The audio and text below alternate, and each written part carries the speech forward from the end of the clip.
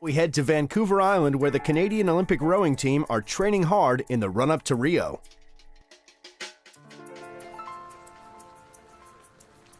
Tiny details in rowing are huge. We're always trying to find that extra little fraction or that extra percent. It can be the difference between qualifying for the Olympics or not qualifying. You can have all the strength in the world, but if the timing is off, if that precision of the stroke is off, you're going to lose. A coxless pair require exact stroke technique and immense control in order to simultaneously power and steer the boat. In a sport where a race is won or lost in milliseconds, attention to detail is paramount.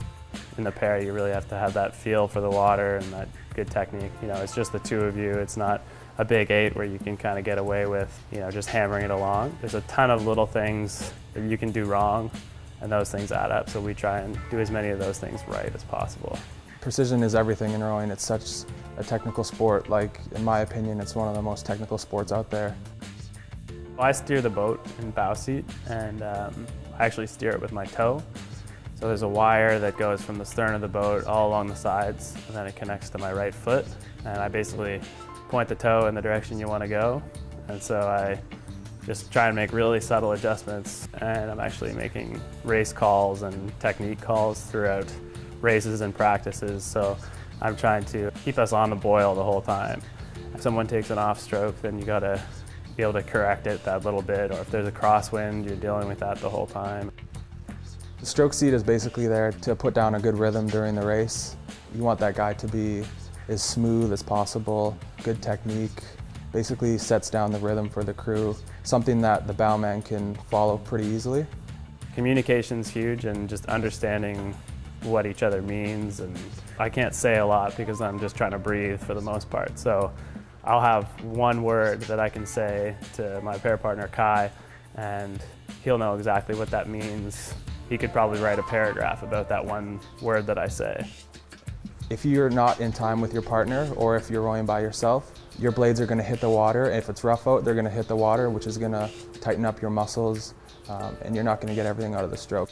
You can be as big and as strong as anything, but if you don't have the right timing, the right technical aspects of the stroke, you're not going to go fast. So technique is something we work on pretty much every single day.